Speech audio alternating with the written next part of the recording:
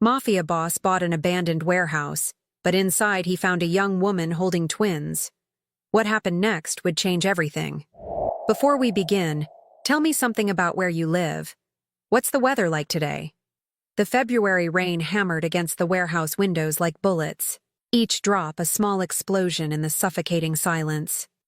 Salvatore Marchetti stepped through the rusted doors of his newest acquisition, with the confidence of a man who owned half of Chicago's underground.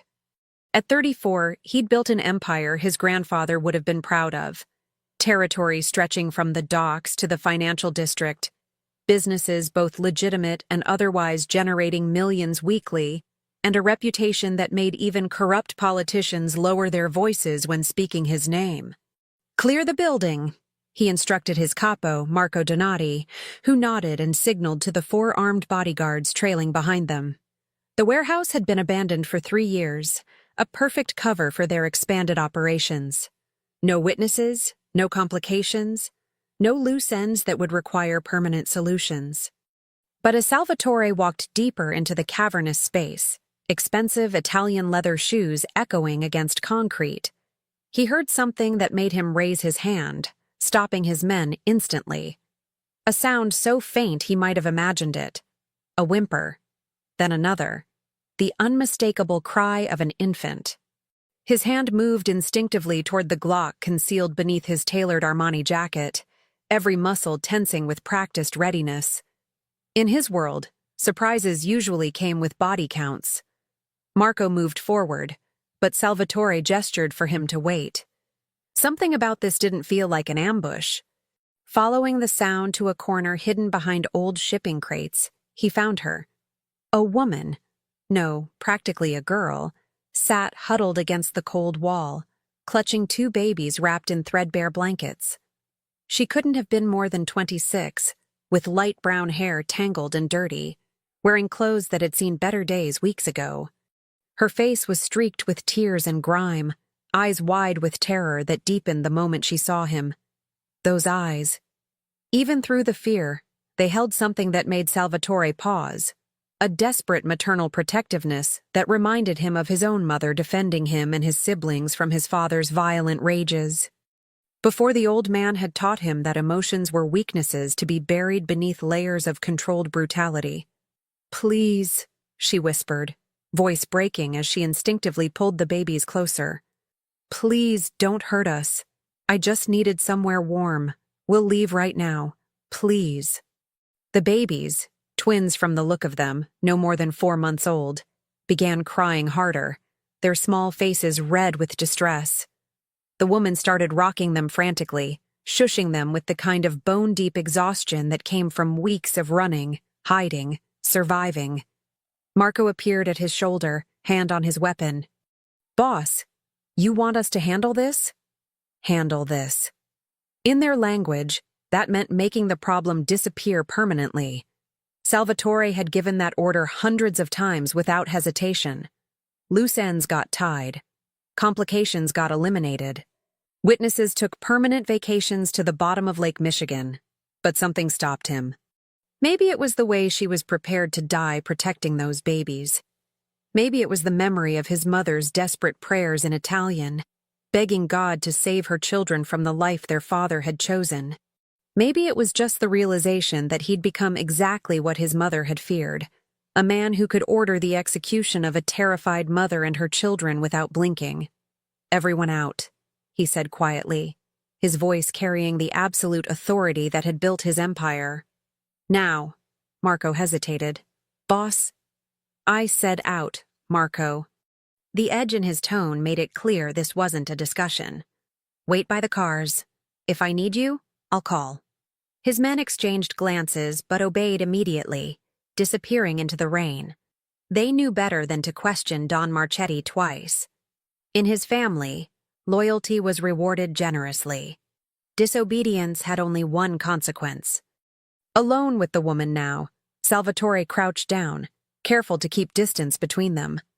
Up close, he could see the bruises on her arms, old and new. The way she flinched when he moved.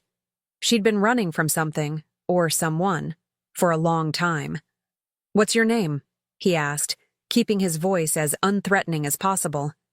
Not easy when you'd spent 15 years cultivating an image of controlled danger. She stared at him like a rabbit facing a wolf, calculating whether answering would make things worse. "Emma," she finally whispered. "Emma Hayes." "Emma." He removed his jacket, a $3,000 piece of Italian craftsmanship, and held it out. "You're freezing." She didn't move, suspicion warring with desperation in her expression. Smart girl.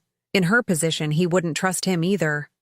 "I'm not going to hurt you," he said, meaning it, even though he wasn't entirely sure why.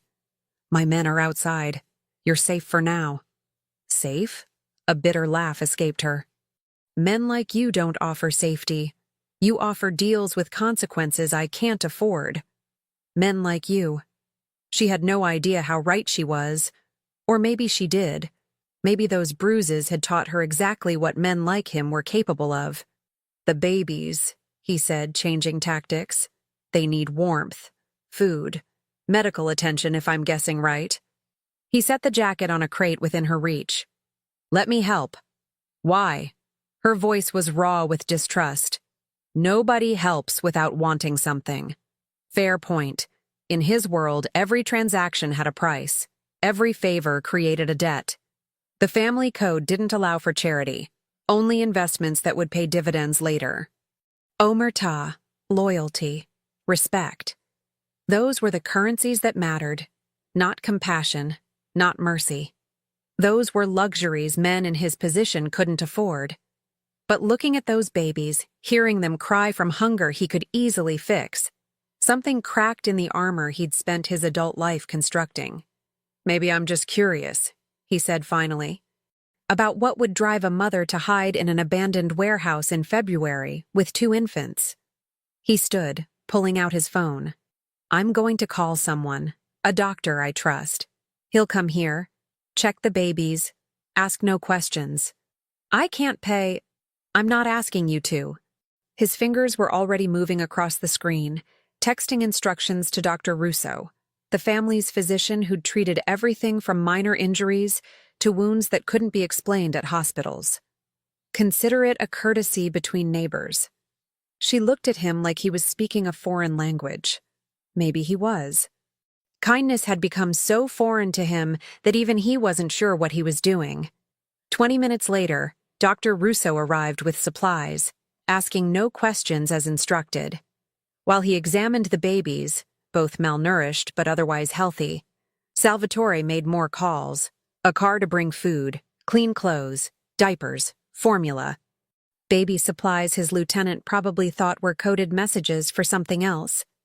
Emma watched it all with barely contained terror, waiting for the other shoe to drop, for him to demand payment, for his true intentions to surface like sharks breaking water. "They're twins," Dr. Russo confirmed quietly, packing his bag. "About 4 months old. Underweight but resilient. She's done well keeping them alive in these conditions." He glanced at Salvatore with curiosity usually reserved for inexplicable phenomena. "Shall I arrange transportation to—" "No hospitals," Emma interrupted desperately, then caught herself. "Please. They'll find us if we go to a hospital." "They—" Salvatore knew that pronoun, knew the fear behind it, knew what it meant when a woman ran this far, this hard, with this much desperation. "Who's looking for you, Emma?" he asked once the doctor left. Her jaw set in defiance. "Nobody you need to worry about. If they're going to show up at my property, I make it my business to worry." He sat on a crate across from her, elbows on his knees, deliberately casual. "I own this building now. That makes you my responsibility, whether either of us likes it. I didn't ask to be anyone's responsibility." "No," he agreed. "But here we are." He studied her, the stubborn tilt of her chin despite exhaustion, the way she held those babies like they were her only reason for breathing. "You can't stay here. It's not safe, not suitable for infants. I don't have anywhere else." The simplicity of that statement hit harder than it should have.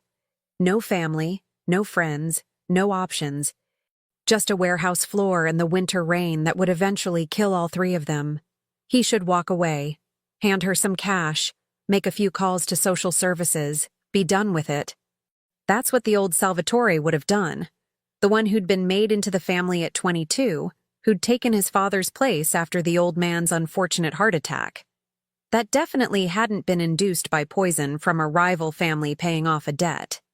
The Salvatore who'd built an empire on the principle that emotions were weaknesses that got you killed. But then one of the babies grabbed his finger when he reached out without thinking, tiny hand wrapping around his pinky with surprising strength. And something ancient and buried stirred in his chest, something his mother had prayed he'd never completely lose. "I have a property," he heard himself saying. "North Side, good neighborhood. It's been empty since my cousin moved to Vegas. You and the babies can stay there." Her eyes widened with renewed suspicion. "Why would you do that?" "Because I can." He gently extracted his finger from the baby's grip, standing. "Because those children don't deserve to freeze in an abandoned warehouse. Because..." He trailed off, unsure how to finish that sentence. "Because you remind me I used to be human. Because my mother would rise from her grave and haunt me if I turned you away. Because for once, I want to do something that doesn't end with someone disappearing." "What do you want in return?" she asked, voice hard with experience. He should lie, make it sound like charity. But she deserved honesty even if it damned him. "Time," he said finally, "to figure out who's looking for you. To make sure they won't become my problem." He saw her flinch and added, "If you want to leave after that, you're free to go. No strings, no debts." It was the best offer she was going to get, and they both knew it. Outside, the rain intensified, temperature dropping toward freezing. Inside, the babies cried from hunger despite the formula doctor. Russo had left. 1 week, Emma said finally, defeat and desperation making the decision for her. "Then we're gone." 1 week, he agreed, knowing it was a lie. Because in his world, nothing was ever that simple. And the moment his men saw him protecting this woman, every rival family in Chicago would start asking questions. Questions that would eventually require answers written in blood. As he helped her gather the few possessions she had, Salvatore caught his reflection in a cracked mirror. For the first time in years, he looked at himself and wondered when he'd stopped being Sal and become Don Marchetti. When fear had replaced his name. When death had become his primary language. Emma Hayes and her babies had no idea what they'd just walked into. But as he led them toward his car, his bodyguards' faces carefully neutral despite their obvious questions, Salvatore realized with unsettling clarity that she'd just changed everything. Because in a life built on violence and control, compassion was the most dangerous weapon of all, and he'd just given his enemies the perfect target. The penthouse apartment was nothing like Emma expected. She'd imagined something dark and oppressive, all leather and steel. The kind of place that screamed criminal. Instead, she found herself in a beautifully appointed space with floor-to-ceiling windows overlooking Lake Michigan, warm hardwood floors, and a nursery that appeared to have been prepared within hours. Because it had been. She'd watched 3 men deliver everything from cribs to a changing table to enough baby supplies to stock a small store, all while carefully avoiding her eyes. As if acknowledging her existence would make them complicit in whatever their boss was planning. Salvatore had disappeared after showing her the space, leaving her alone with the twins for the first time since she'd fled her apartment 3 weeks ago. The silence was almost painful after so many nights of constant vigilance, jumping at every sound, convinced her ex-husband's family had finally found them, the Castellanos.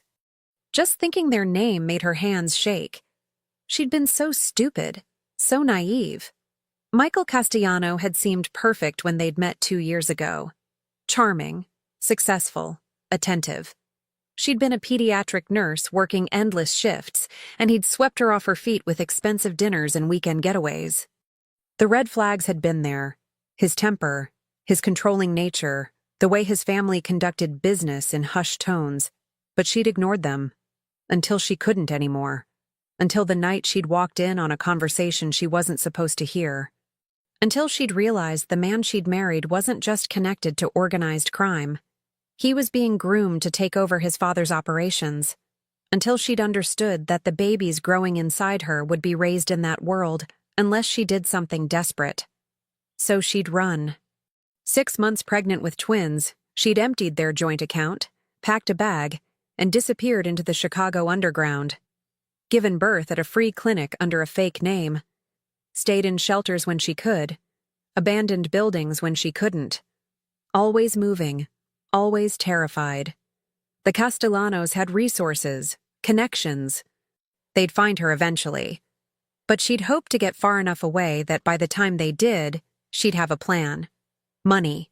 A way to truly vanish. Instead, she'd ended up in a warehouse owned by another criminal. Out of the frying pan and into the fire. The apartment door opened, making her jump. Salvatore entered carrying bags from what looked like high-end restaurants, his presence somehow filling the entire space despite his controlled movements. "Thought you might be hungry," he said, setting the food on the kitchen counter. He'd changed from his suit into dark jeans and a black t-shirt that revealed the kind of physique that came from disciplined training, not gyms. A tattoo peeked from beneath one sleeve. Traditional Italian design she recognized from her nursing days treating similar men. "I should feed the babies first," she said, not moving from where she stood by the nursery door. "Already handled." He gestured to the formula and bottles organized on the counter. Dr. Russo left instructions, said they should eat every 3 hours. He'd memorized feeding instructions for her babies. The disconnect between that consideration and what she knew he must be was dizzying. "Who are you really?" The question escaped before she could stop it. "And don't say you're just a businessman who happened to buy that warehouse." A ghost of a smile crossed his face, not quite humor, more like appreciation for her directness. "Salvatore Marchetti. People call me Don Marchetti, or Sir, if they're smart." He opened one of the food containers, the smell of authentic Italian cuisine filling the apartment. "My family has been in Chicago for 3 generations. We control territory from the docks to Gold Coast, legitimate businesses on paper, other operations that fund them." The casual way he admitted to being a crime boss should have terrified her. Maybe it would have 3 weeks ago. Now she was too exhausted for proper fear. "And you're just going to let us stay here?" She gestured around the apartment. "Out of the goodness of your heart?" "I never claimed to have a good heart." He plated food with surprising competence. "But I have a code. Women and children don't get caught in family business. My mother taught me that before." He trailed off, jaw tightening. "Before she died trying to escape my father." The raw pain in that statement was so unexpected that Emma found herself moving closer. "I'm sorry. Don't be." "I'm not." But his eyes told a different story. "She wanted better for us. Instead, I became exactly what she feared." He slid a plate toward her. "Eat. You can't take care of them if you collapse from malnutrition." She should refuse. Should maintain distance. Should remember that men like him didn't help without expecting something in return. But the food smelled incredible, and she couldn't remember the last time she'd eaten a real meal. As she ate, he prepared bottles for the twins with the kind of focus she'd seen on him in the warehouse. Like he'd decided this was important, and therefore would master it immediately. "You're good at this," she observed quietly. "I have younger cousins. Helped raise them after their father got sent away."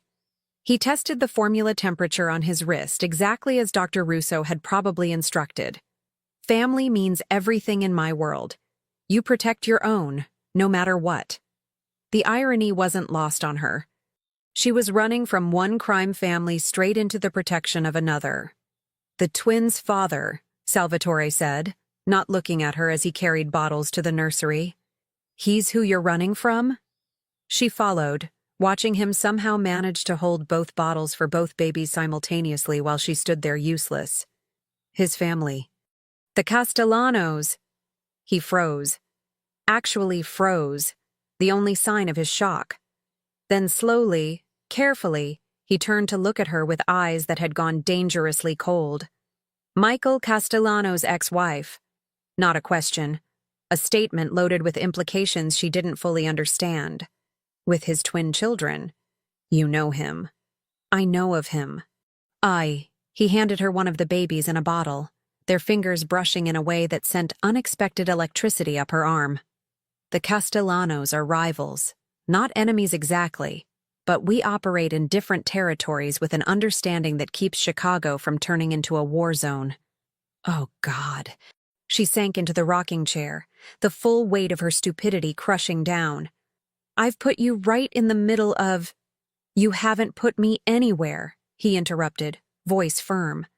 I made the choice to bring you here knowing you were running from something.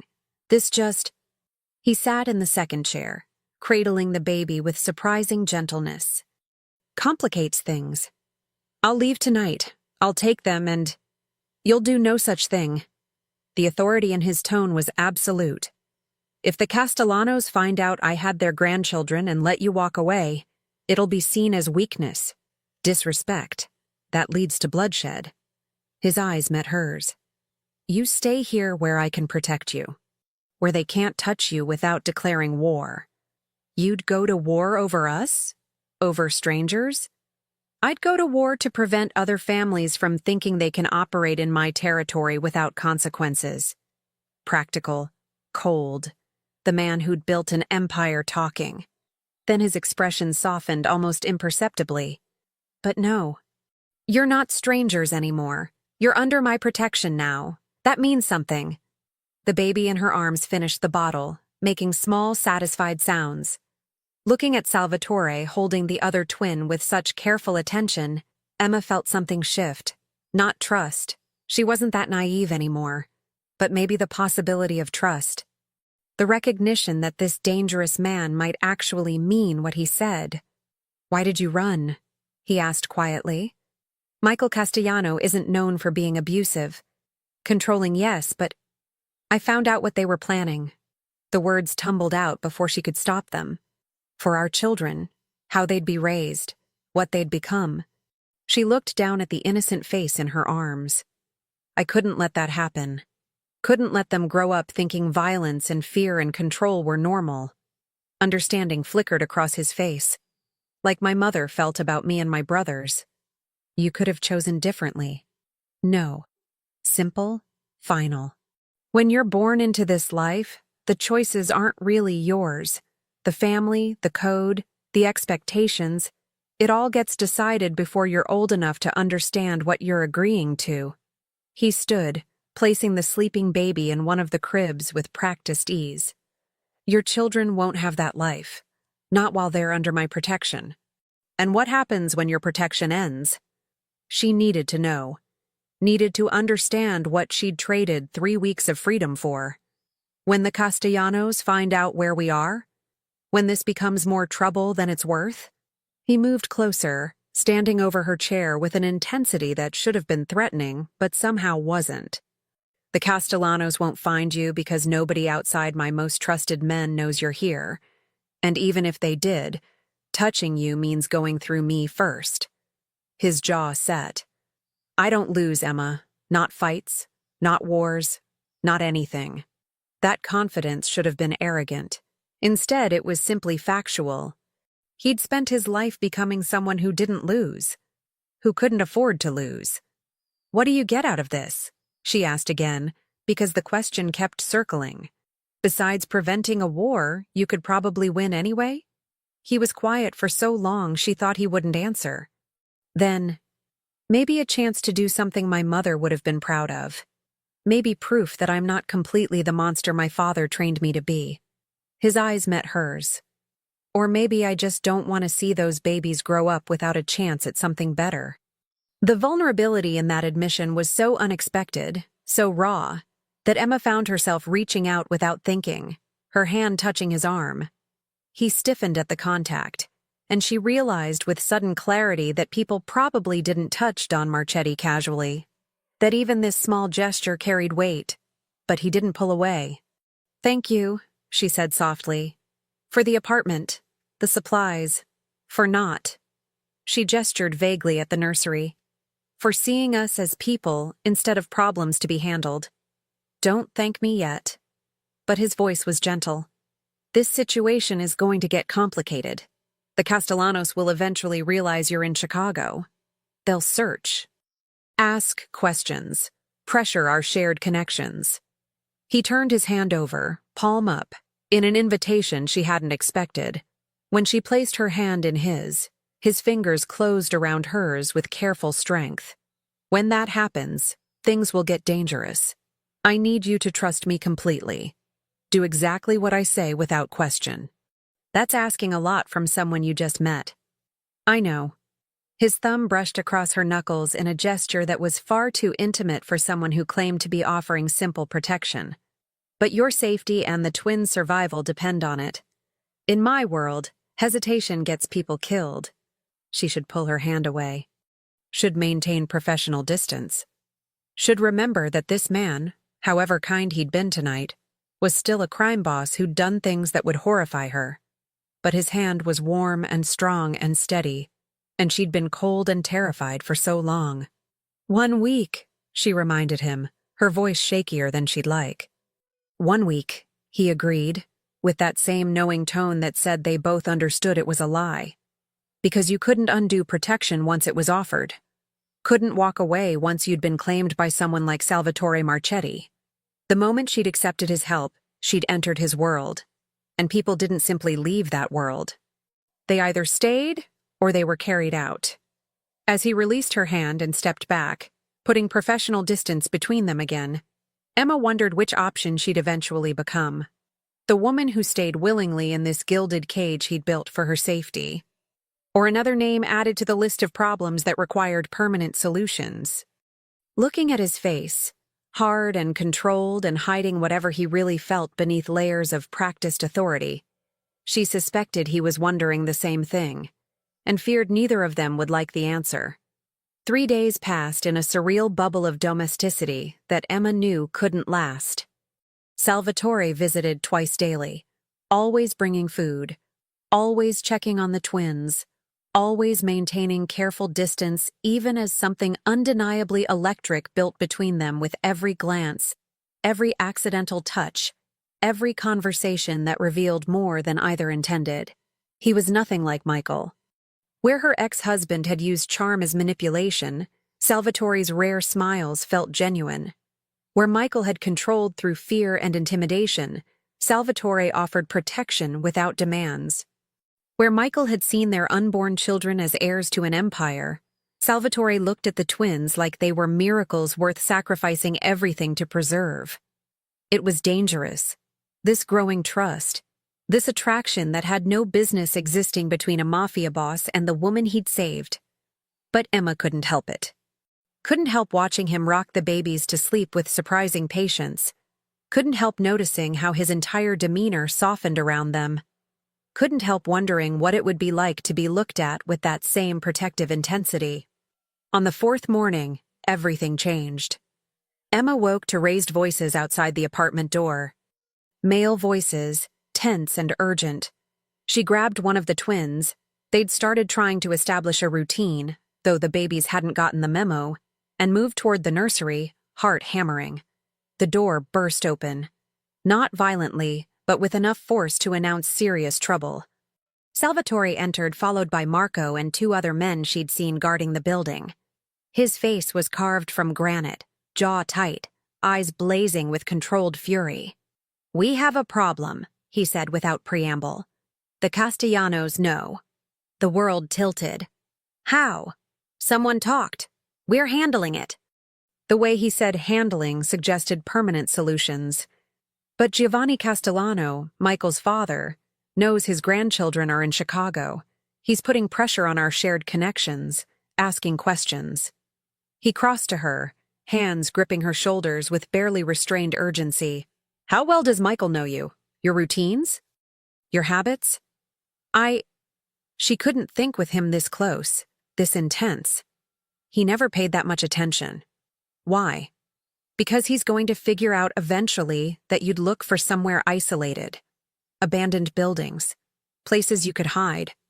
His eyes bored into hers. The warehouse was listed publicly. If he connects the dots, he'll know I was there. The pieces fell together with sickening clarity. He'll know you found me.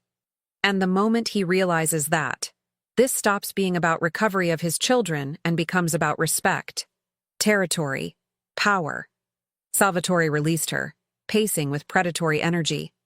Giovanni Castellano is old school. Traditional. The fact that I have his blood under my protection without clearing it through proper channels. He didn't finish the sentence. Didn't need to.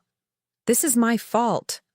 Emma sank into the chair, the baby in her arms the only thing keeping her grounded. I should have kept running, should never have… Stop!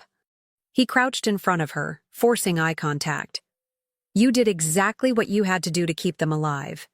This situation isn't your failure. It's mine for not anticipating how quickly word would spread. So, what happens now? Marco cleared his throat. Boss, Castellano requested a sit-down. Tonight.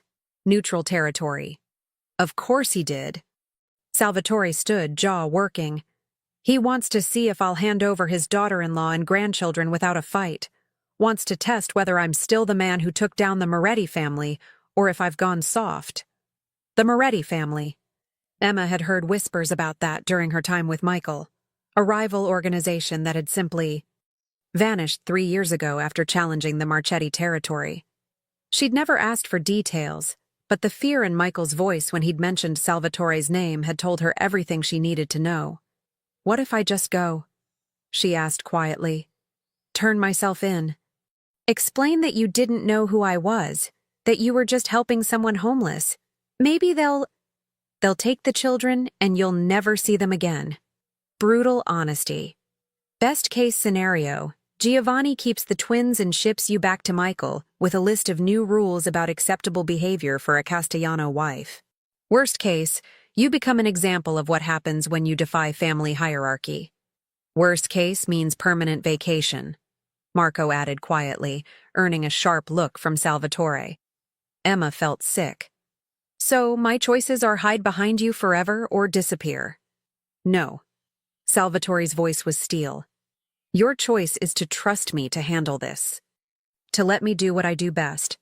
Which is, negotiate from a position of absolute strength. He turned to Marco. Set up the meeting. Castellano's restaurant. His territory. His rules. Show respect. Boss. Walking into their territory without… I said set it up. The authority in his voice was absolute. Marco nodded and left with the other men, leaving them alone.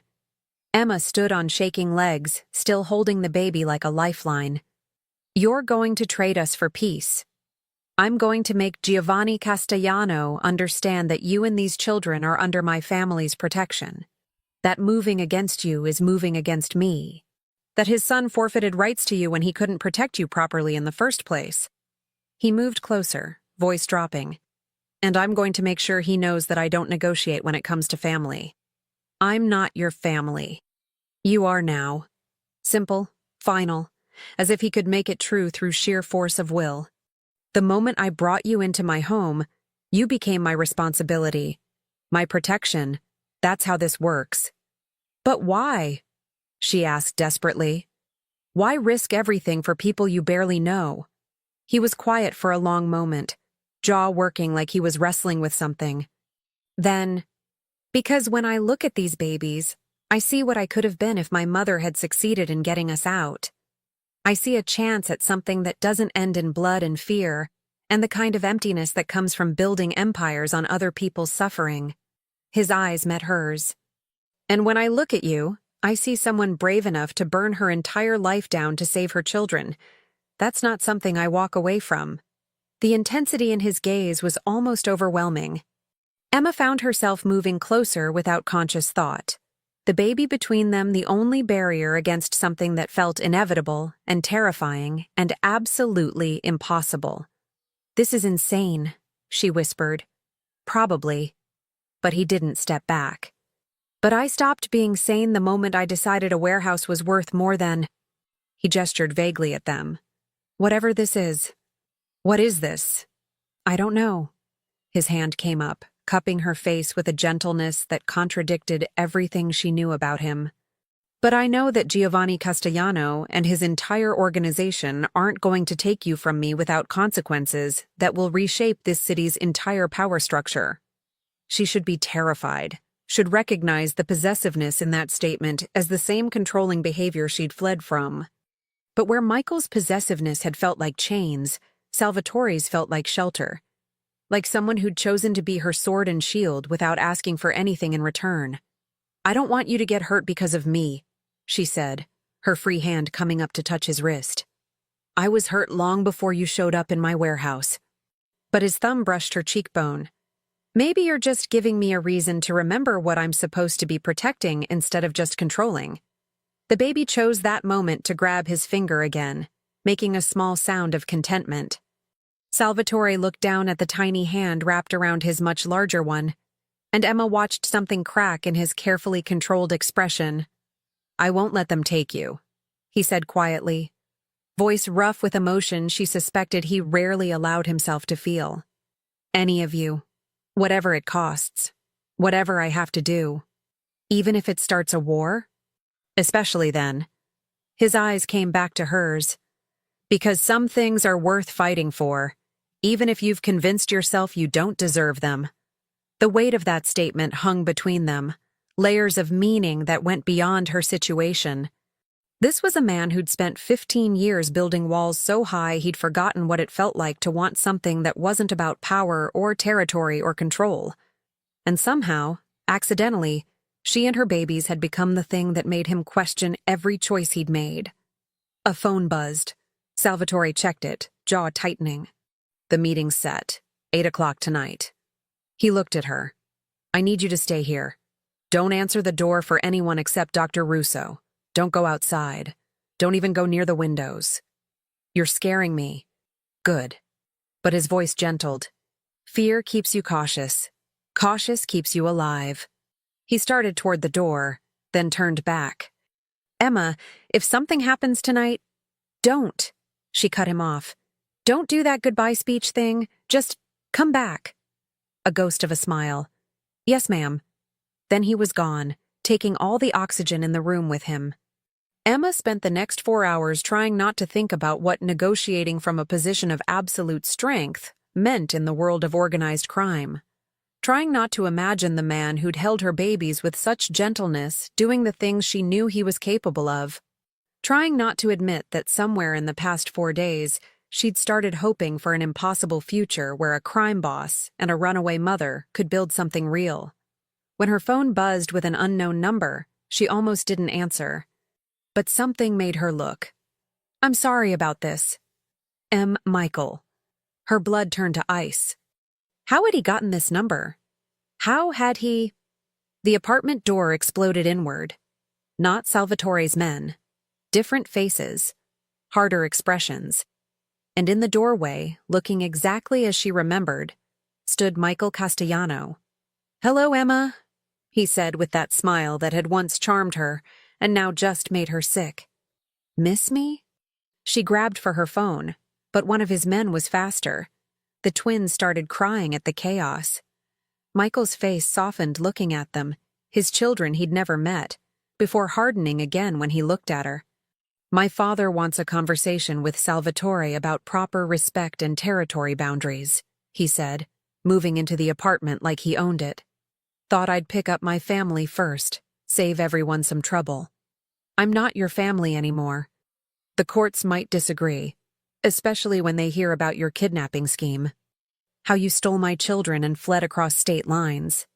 He nodded to his men. "Get them." "No." Emma backed toward the nursery, mind racing. Salvatore wouldn't be back for hours. His guards outside were probably already dealt with. She was alone. "You can't do this." "I can do whatever I want, Emma. You never understood that."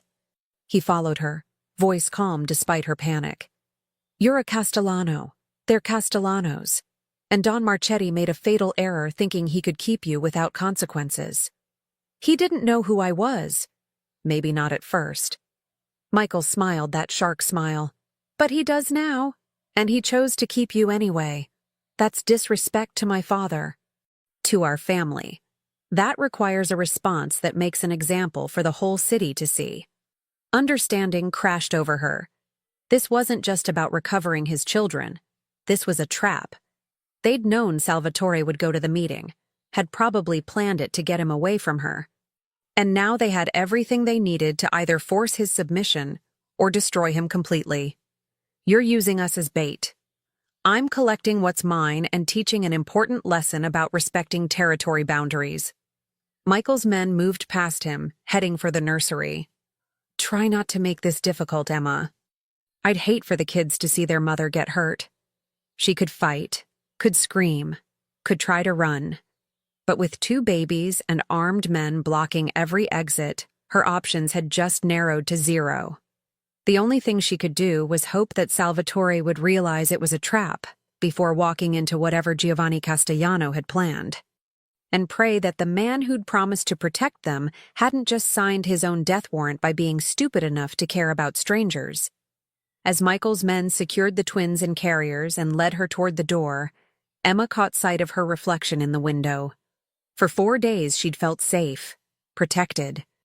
Like maybe she'd found shelter in the most unlikely place possible. Now she looked like what she was, a pawn in a game between men who measured power and territory and respect, and the willingness to eliminate anyone who challenged their control. The only question was whether Salvatore would sacrifice everything to save them, or whether he'd do the smart thing and cut his losses before Giovanni Castellano made an example of him too. Somehow, terrifyingly, Emma already knew the answer. Salvatore Marchetti didn't know how to cut his losses, didn't know how to back down, didn't know how to be anything except the man who protected what he'd claimed as his, even if it killed him. The Castellano restaurant sat in the heart of Little Italy like a throne, ornate, powerful, and surrounded by subjects who knew better than to question their king. Salvatore arrived exactly on time with Marco and 4 of his most trusted men, all wearing their best suits, all carrying weapons they hoped wouldn't need to use. Giovanni Castellano waited in a private room upstairs, surrounded by his own soldiers. He was 73, but looked 60, with silver hair slicked back and eyes that had witnessed 5 decades of Chicago's underworld evolution. The kind of man who'd built an empire before Salvatore was born. Don Marchetti. Giovanni's voice carried the weight of old-world respect. Thank you for accepting my invitation. Don Castellano. Salvatore took the offered seat across from him, aware of every armed man in the room, calculating exit strategies even as he maintained perfect composure. I appreciate your hospitality. The pleasantries were necessary theater. In their world, disrespect was often the spark that ignited wars. But beneath the civil surface, both men knew this conversation would determine whether Chicago burned. You have something that belongs to my family, Giovanni said, dispensing with further pretense. My grandchildren, my son's wife. I have guests under my protection, Salvatore corrected carefully. A woman and 2 infants who sought shelter in a property I own.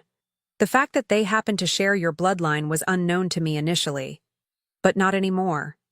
Giovanni poured wine, expensive, Italian, probably older than Salvatore. And yet you chose to continue harboring them rather than notifying me immediately. That shows either disrespect or something more. Personal. The trap was elegant. Admit it was personal, and he'd revealed a weakness. Claim it was just business, and he'd insulted the Castellano family by treating their bloodline as a transaction. It shows that I take my responsibilities seriously, Salvatore said, accepting the wine but not drinking. Once someone is under my protection, I don't simply hand them over without understanding the situation fully. The situation is simple. Giovanni's tone hardened slightly. Emma stole my grandchildren and fled. She's mentally unstable. Postpartum depression, we believe. She needs medical help and family support. The babies need to be with their father. It was a good story, plausible enough that authorities would accept it, but Salvatore had seen Emma's bruises, had watched her flinch at sudden movements, had recognized the desperation of someone running from something worse than poverty. If she's so unstable, Salvatore asked carefully, Why did she manage to evade your considerable resources for 3 weeks with 2 infants? That requires remarkable planning and determination. Giovanni's eyes flashed. Are you questioning my son's account of his wife's mental state? I'm questioning whether the full story is being told. Salvatore leaned forward slightly. Because the woman I met didn't seem unstable. Desperate, yes. Terrified, absolutely. But her fear wasn't irrational. It was specific. Targeted. You've known her for 4 days. I've known my son for 32 years. And I've known men who lie to their families about what happens behind closed doors for longer than that. The words were out before Salvatore could stop them. Dangerous, provocative, crossing lines that couldn't be uncrossed. The room went silent.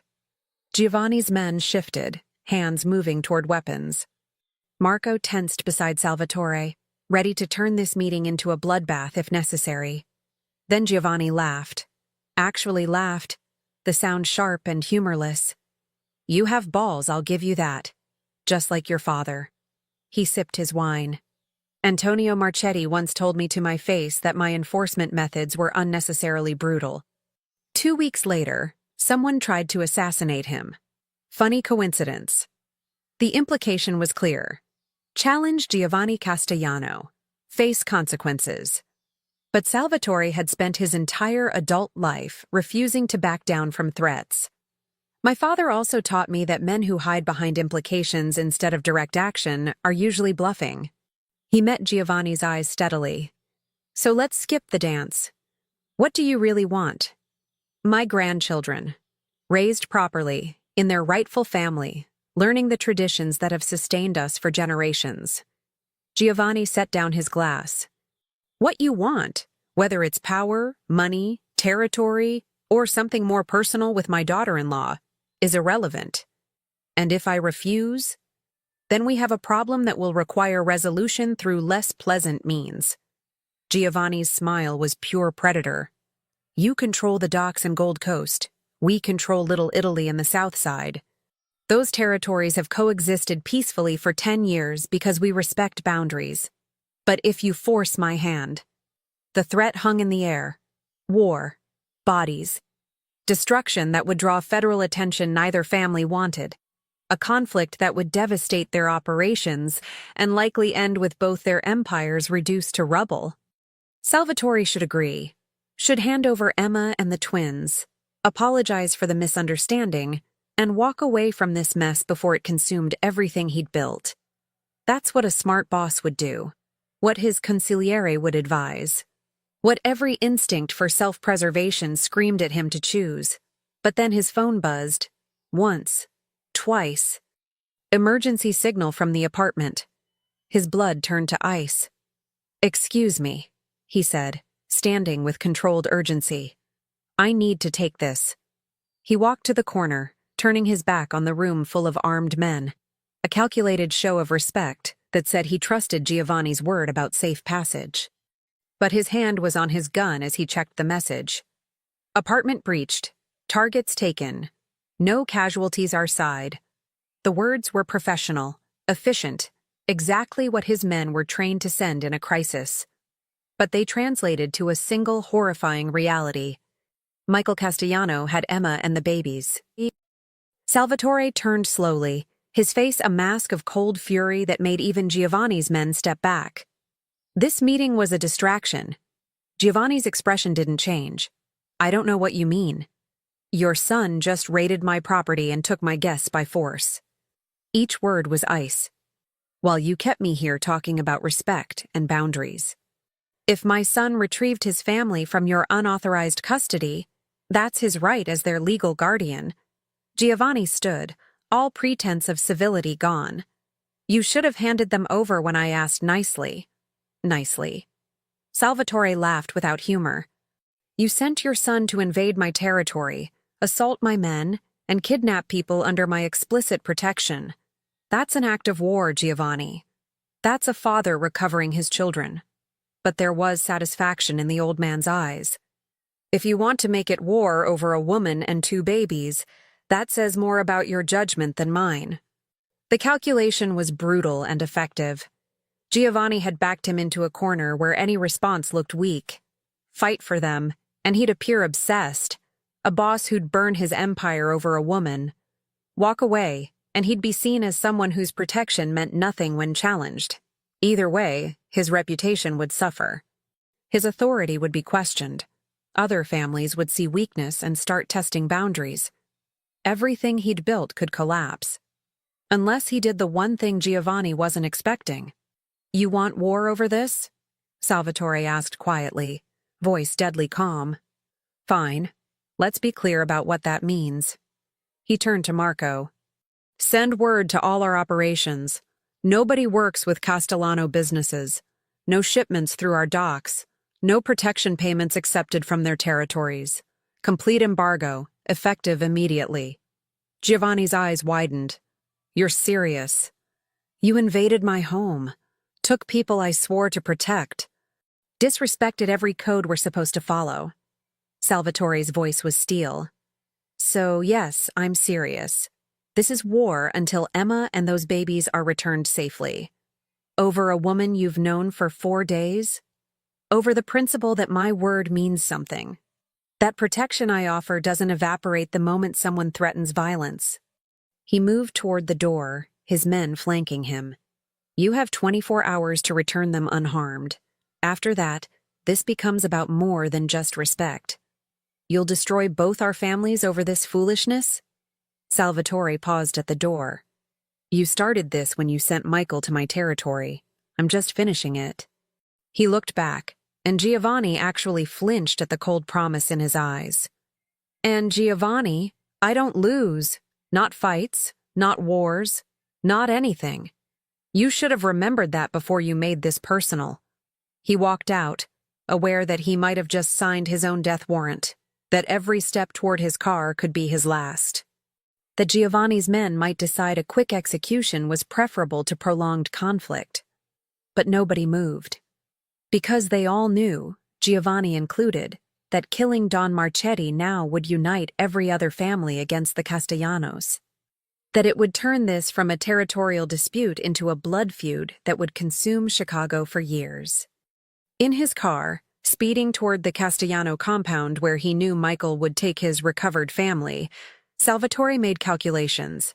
He had maybe 30 men he could mobilize quickly. The Castellanos had twice that. His advantages were surprise, fury, and the absolute conviction that he was fighting for something worth dying for. "Boss," Marco said carefully, "this is insane. Even if we get them back, we're looking at years of conflict. The other families will... I don't care. Simple. Final. Emma trusted me to protect her. I gave my word. That means more than territory or peace or whatever political bullshit the other families think. You're in love with her." Not a question, an observation. Was he? Could you fall in love in 4 days? Or was it just that she represented something he'd thought impossible? A chance at redemption, at being something other than the monster his father had trained him to become. "I'm in something," he admitted. "Don't know what to call it. But I know that if I let Giovanni take her, I'll become exactly what I hate most about this life. Someone who protects power instead of people." They pulled up to the Castellano estate, a fortress masquerading as a mansion, surrounded by walls and guards and generations of paranoia. Attacking it directly would be suicide. But Salvatore hadn't survived 15 years as a crime boss by being stupid. He pulled out his phone and made a call that would change everything. "Anthony? It's Salvatore Marchetti. Remember how I helped you with that judge last year? Time to return the favor." Inside the Castellano estate, Emma sat in a lavish living room that felt like a prison. Michael paced while his mother, a thin woman with cold eyes, watched the twins with possessive hunger. "They have his nose," Maria Castellano said, touching one baby's face with manicured nails. "And your eyes, Michael. Beautiful children." "They're not staying here," Emma said, voice shaking but firm. "You can't keep us against our will." "Can't we?" Michael smiled that smile she'd once found charming. "You're my wife. They're my children. Legally, I have every right to ensure you receive the help you need for your mental health crisis." "I'm not having a crisis. I'm running from you. Same thing, according to the doctor's evaluation I had prepared. He held up papers. Postpartum psychosis, delusions of persecution, paranoia, a clear danger to yourself and the babies. His voice dropped. You made this necessary, Emma. If you'd just been a good wife, accepted your place in this family, none of this would have happened. She'd heard these words before, in different forms, different contexts, but always the same message. You're the problem. Your resistance is unreasonable. Submit or face consequences. Salvatore will come for us. That criminal? Maria laughed. My husband is dealing with him now. By morning, Don Marchetti will understand that harboring Castellano property has consequences. We're not property. In this world, darling, everyone is property. The only question is who owns you. Maria lifted one of the twins. And these angels belong with their real family. They'll be raised properly. Learn respect. Understand honor and loyalty and... The lights went out. Every single light in the estate, plunging them into darkness. Emma heard shouting outside. Gunfire. Not the random shots of panic, but precise, controlled bursts. Then silence, more terrifying than the chaos. What the hell? Michael moved to the window, then jerked back as a laser sight painted his chest. We're under attack! No, Emma whispered, hope surging despite impossible odds. We're being rescued. The door burst open. Not kicked. That would have damaged the expensive wood. Just smoothly, professionally opened by someone who knew exactly what they were doing. Salvatore stood in the doorway, backlit by emergency lighting, flanked by armed men, looking like an avenging angel carved from marble in fury. His eyes found Emma immediately. You hurt? She shook her head, not trusting her voice. Behind him, she could see Castellano guards on the ground, unconscious, not dead. Professionals neutralizing threats without unnecessary bloodshed. This wasn't a massacre. It was a surgical extraction. The babies? Fine, they're fine. She moved toward him instinctively. Michael stepped between them, hand moving toward his weapon.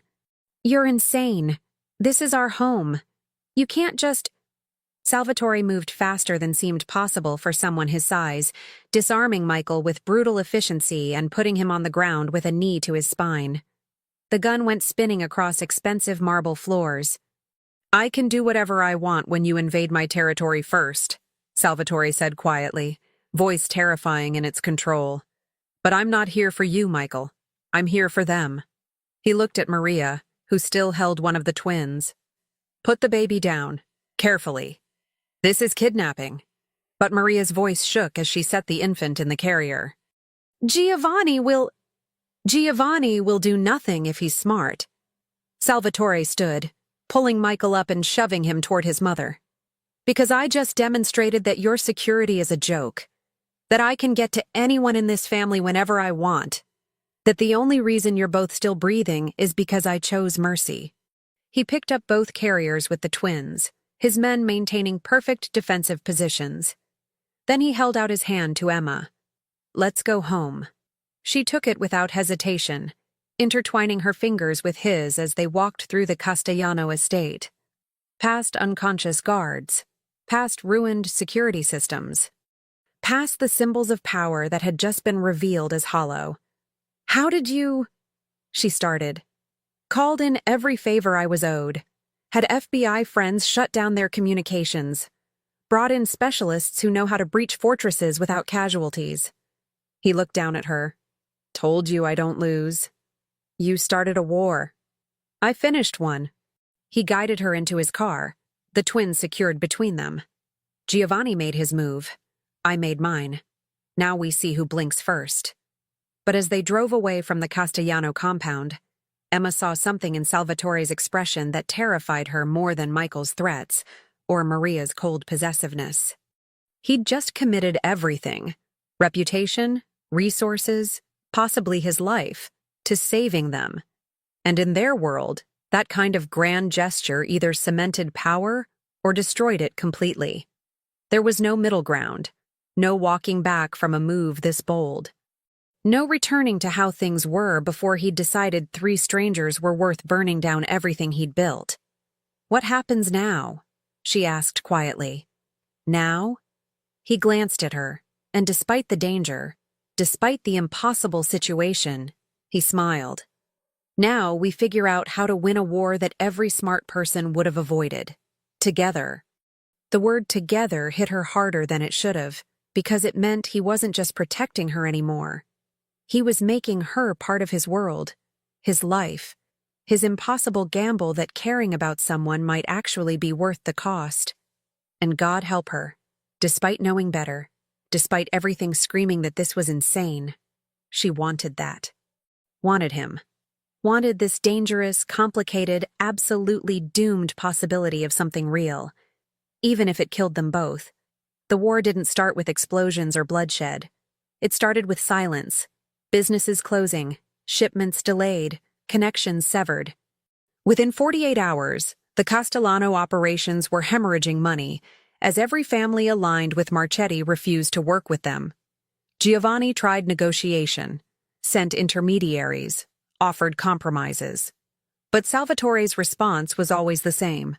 Return what you took with an apology, or watch your empire crumble piece by piece. Emma watched it unfold from the penthouse that had become both sanctuary and prison.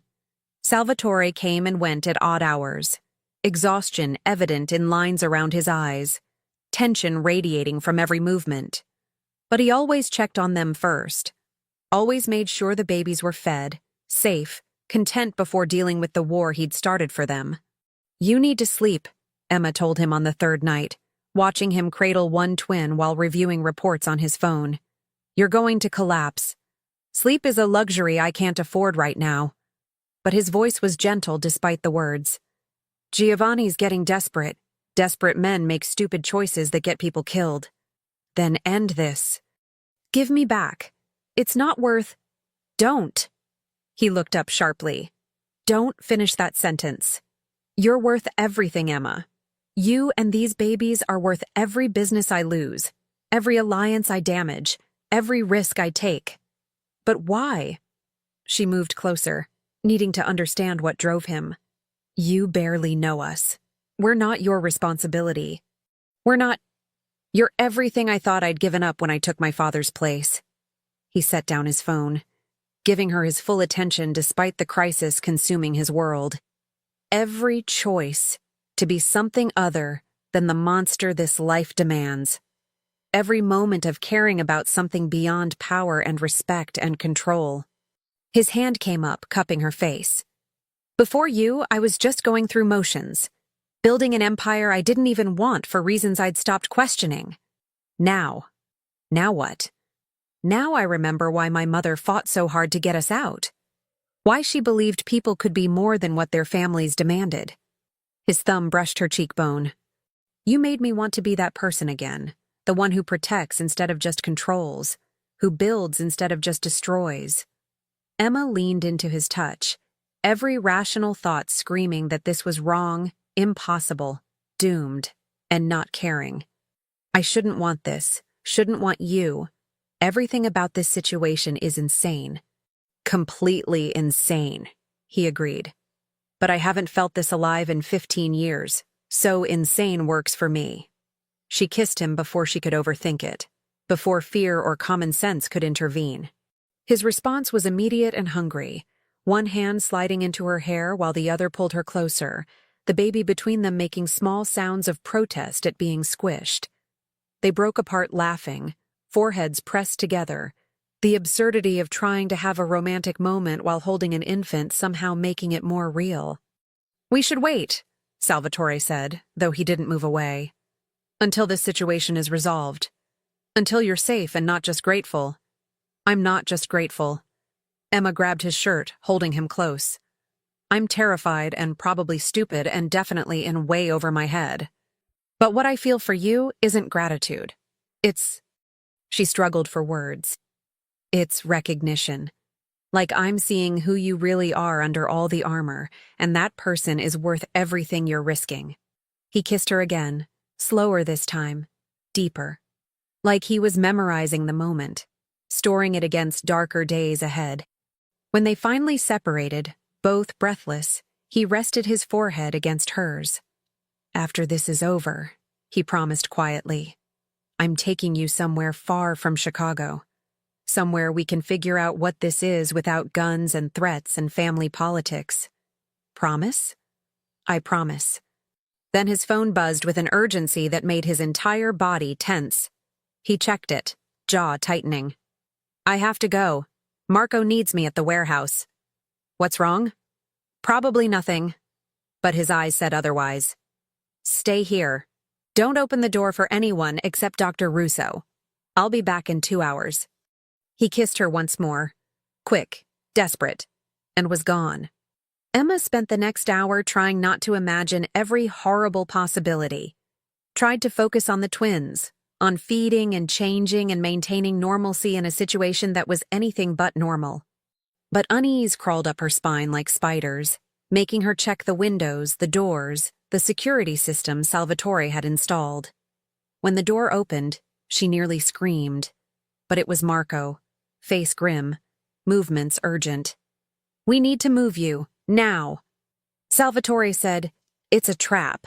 The warehouse meeting was a setup to get the boss away from you." Marco was already gathering the baby's supplies. "Castellano's men are coming. We've got maybe 5 minutes to get you out before—" The windows exploded inward. Not gunfire, that would have been obvious. Just systematic, professional breaching as dark shapes rappelled down from the roof. Castellano soldiers wearing tactical gear, moving with military precision. Marco shoved Emma toward the back bedroom. "Panic room, behind the bookshelf, thumbprint scanner, go." "What about you?" "I'll hold them off, buy you time." He pulled his gun, face set. "Boss will never forgive me if I let them take you again." Emma ran, babies in her arms, muscle memory from 3 weeks of running kicking in. Found the bookshelf, the scanner. Her thumb. Why did it work? When had Salvatore programmed her print? The bookshelf slid open, revealing a small reinforced room with supplies, communications equipment, weapons she had no idea how to use.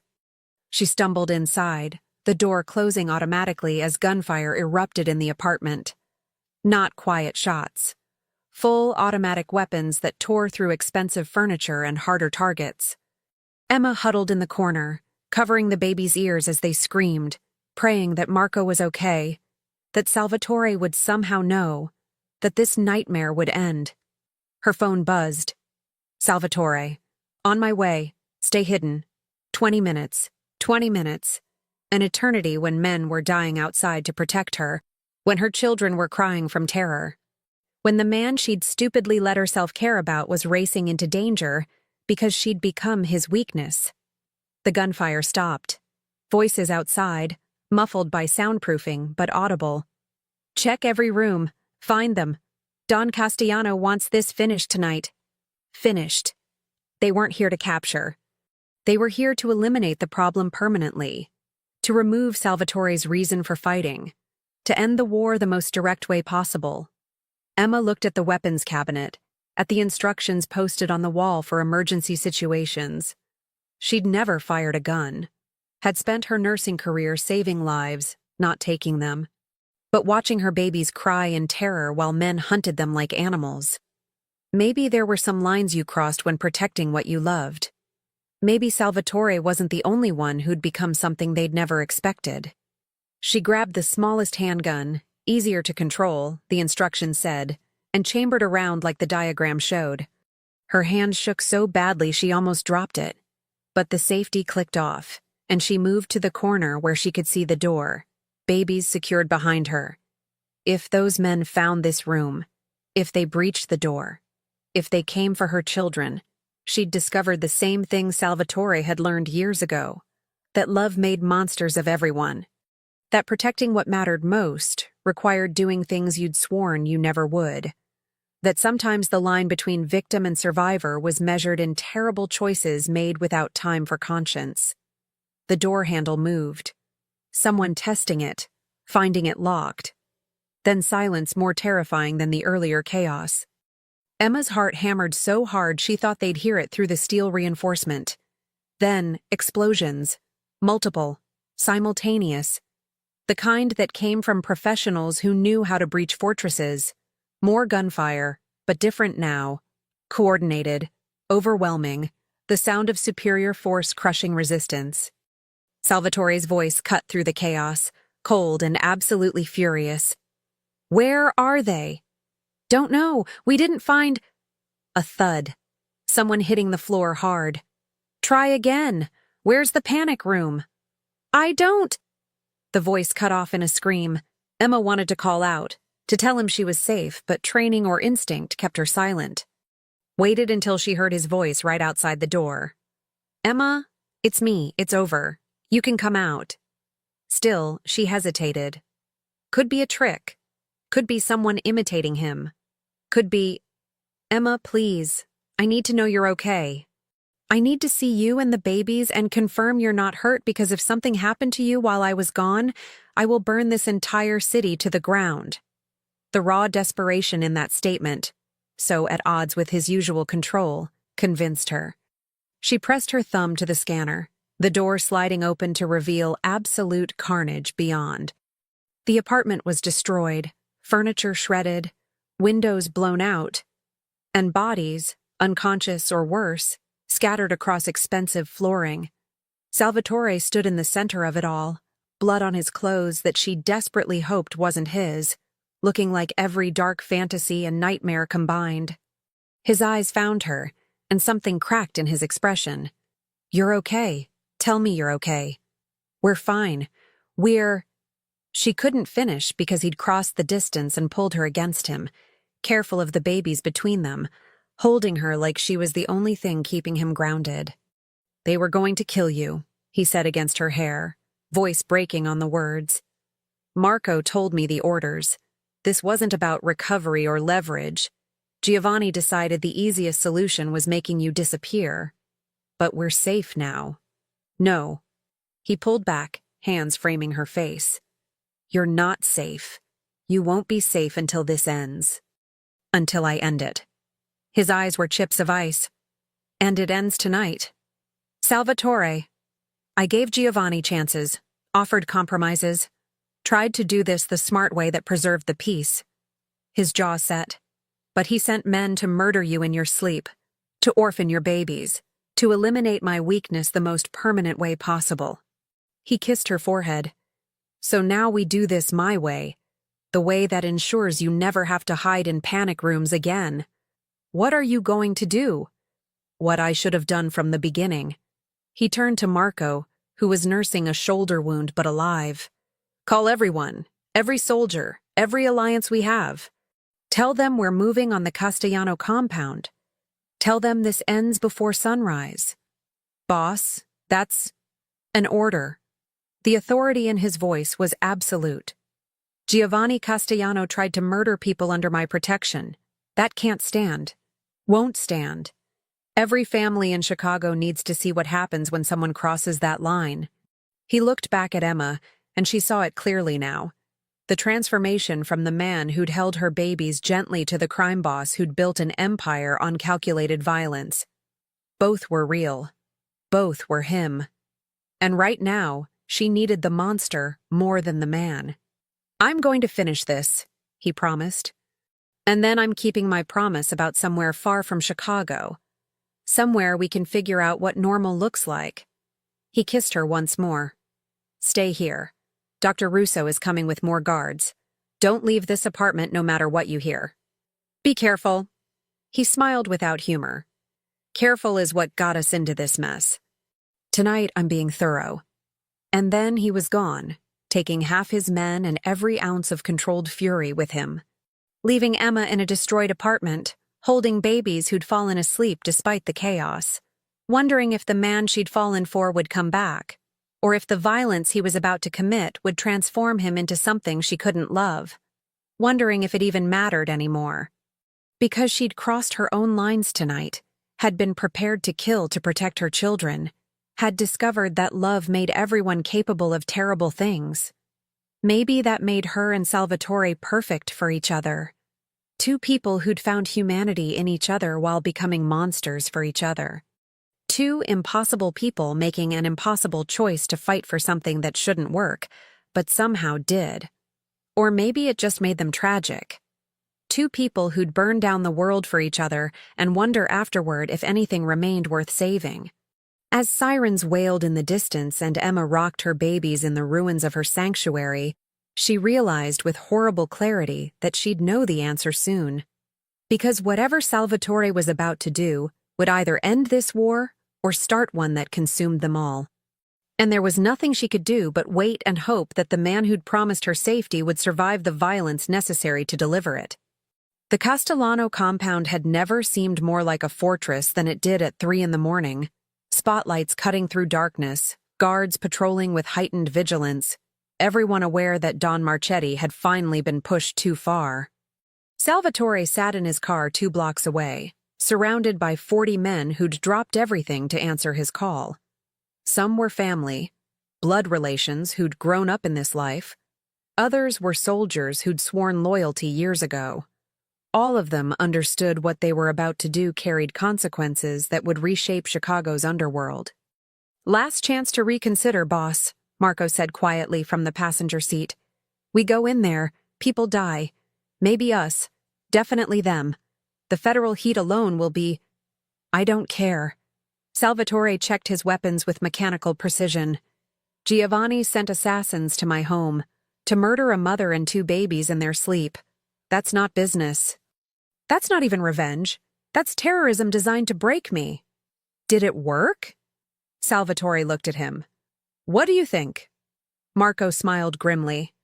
"I think Giovanni's about to learn why every family in Chicago fears the name Marchetti."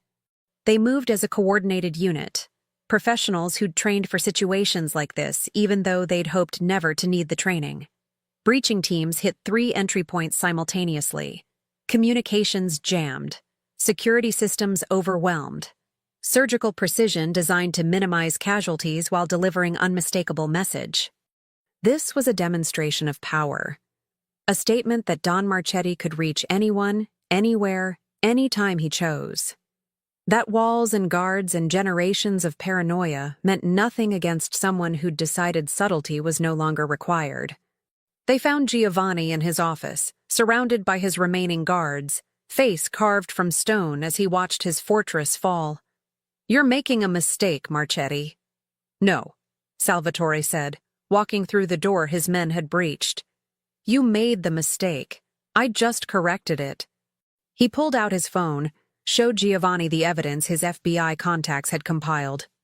"Assassination orders, written in your handwriting, targeting civilians under my protection.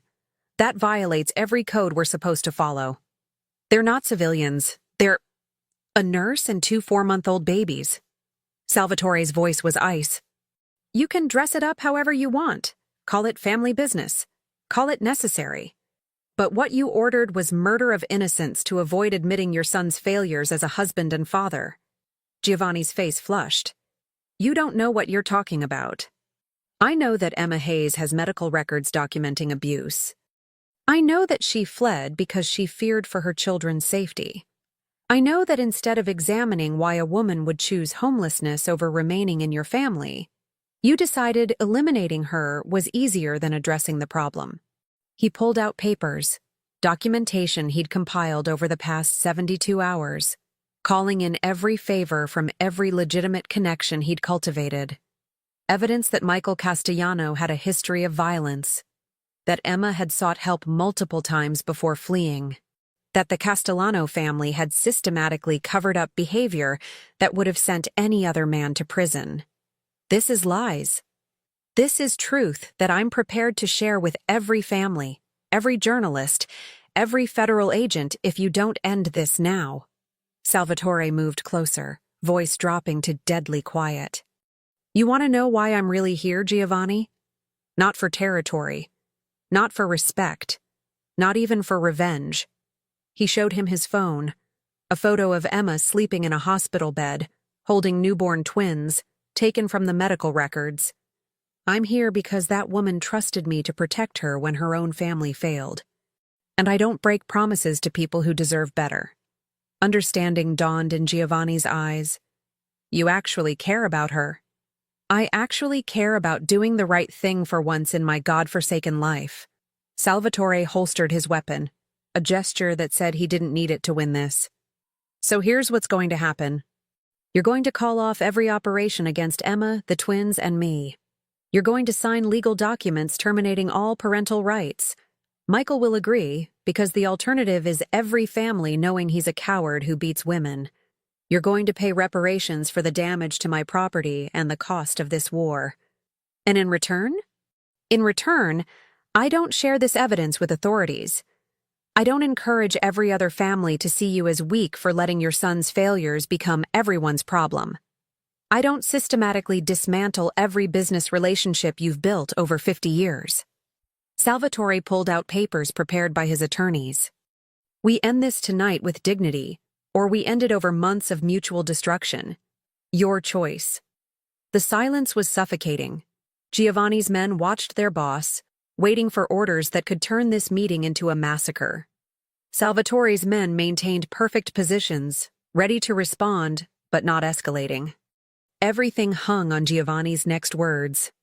You're not just here for noble reasons, Giovanni said finally. You're here because you fell for her. Because somewhere under the monster your father created, Antonio's boy who wanted out is still alive. Maybe. Salvatore didn't deny it. But does it matter? The result is the same. You leave them alone, or this city burns. Giovanni picked up the papers, reading through them with an attorney's attention to detail. These terms are harsh.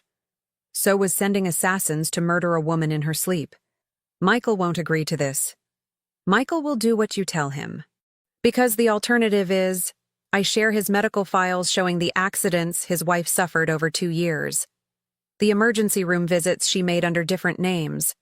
The photographs documenting escalating abuse. Salvatore's eyes were cold. Your son is a coward who picks targets who can't fight back. That's not strength. That's not honor. That's pathetic.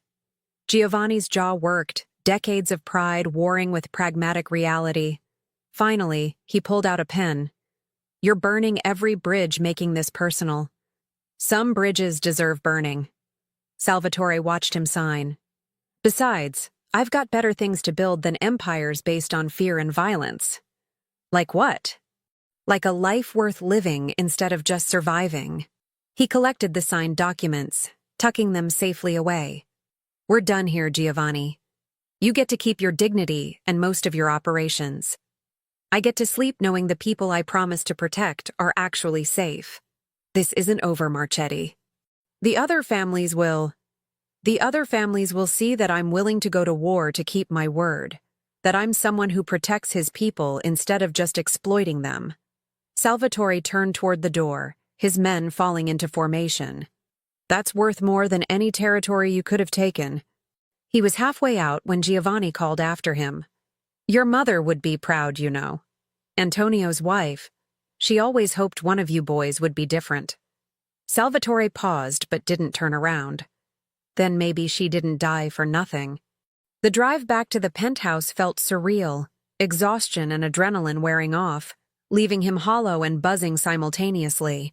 He'd just forced a peace that would hold because both sides had too much to lose by continuing. Had secured Emma's safety through a combination of evidence, threats, and willingness to burn everything down if necessary. Had proven that somewhere under 15 years of calculated violence, he was still capable of being the man his mother had prayed he'd become. Marco drove silently, respecting the moment. They'd lost 2 men. Injuries, not deaths, but still costly. Would need to rebuild damaged relationships with families who thought his obsession with protecting Emma was weakness. Would face questions about whether Don Marchetti had gone soft. But as they pulled up to the penthouse and Salvatore saw lights in the window, Emma awake and waiting despite the late hour, none of that seemed to matter. He took the stairs instead of the elevator, needing the time to compose himself. To transform from the man who'd just terrorized Chicago's second most powerful family back into someone who could hold babies gently. To prove that both versions could coexist. Emma opened the door before he could knock, eyes searching his face for answers. Is it over? It's over. He stepped inside, suddenly exhausted. Giovanni signed everything. Michael's parental rights are terminated. They won't come after you again. How did you— Does it matter? He sank onto the couch, the weight of the past week finally crushing down. You're safe. The twins are safe. That's all I care about. She sat beside him close enough that he could feel her warmth. You didn't have to do this. Didn't have to risk everything for us. Yes, I did. He looked at her, seeing everything he'd been fighting for. Because you made me remember that life is supposed to be about more than just surviving. More than just building empires and maintaining respect and doing what's expected. His hand found hers. You made me want to be better. I didn't do anything. You trusted me when you had every reason not to. You saw past the monster to whoever I used to be. You made me believe that maybe redemption isn't completely impossible.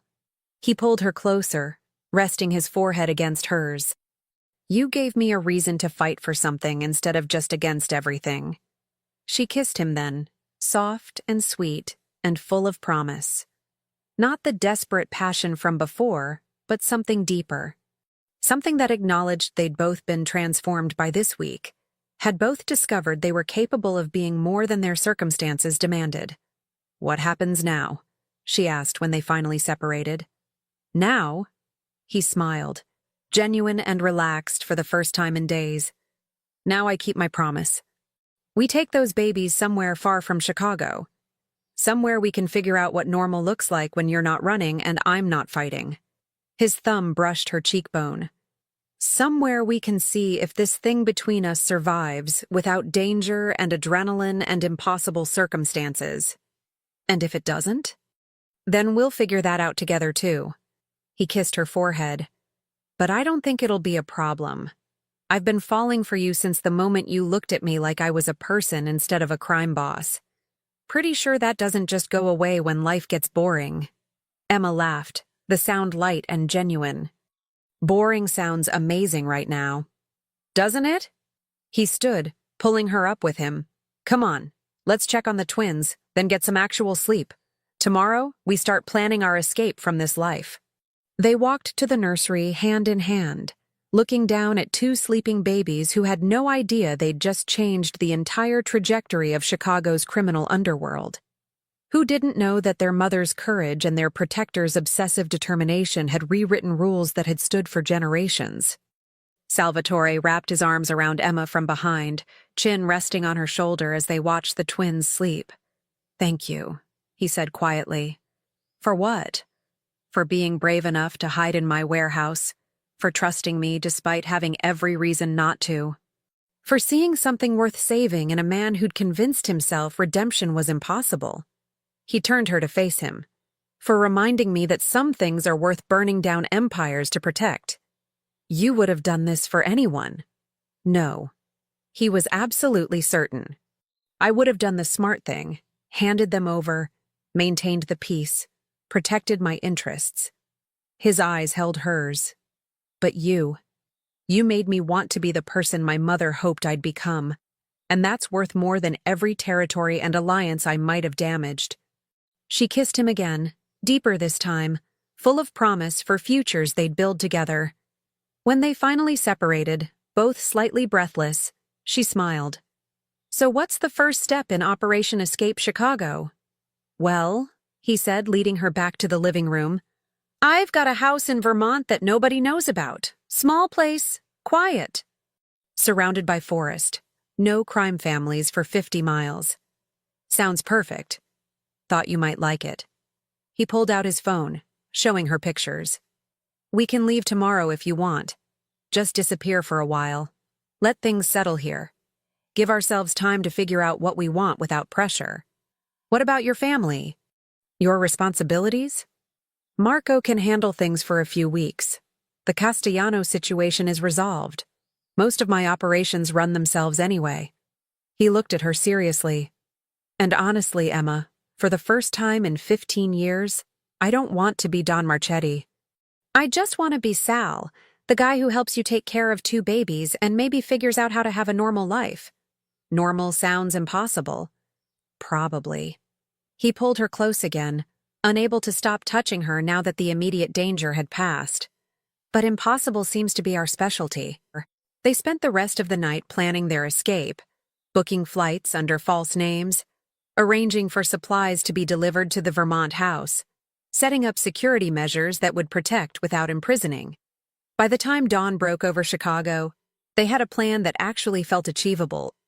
And as Salvatore watched Emma fall asleep on the couch, exhaustion finally claiming her, one twin cradled against her chest, he realized something profound. He'd spent 15 years building an empire that meant nothing, acquiring power that brought no satisfaction, becoming someone his mother had feared and his father had demanded. But in 1 week, a desperate woman and 2 babies had given him something he'd thought lost forever. A reason to be better. A purpose beyond just surviving. A future that looked like hope instead of just more violence. Maybe that made him weak in his world's eyes. Maybe other families would test him, thinking protection of civilians made him vulnerable. Maybe everything he'd built would eventually crumble because he'd chosen people over power. But as he lifted the second twin from the nursery and settled into the chair beside Emma, watching both of them sleep peacefully for the first time in weeks, Salvatore decided he didn't care. Because some things, some people, were worth risking everything for, worth burning bridges for, worth transforming yourself for. And Emma Hayes, with her courage and compassion and absolute refusal to let circumstances define her, was worth every impossible choice he'd made. The sun rose fully, painting Chicago in gold and shadow. Salvatore sat watching over his new family, no longer the untouchable crime boss or the monster his father had created. Just a man who'd discovered that the most dangerous thing he could do was care about something more than power. And for once in his life, dangerous felt exactly right.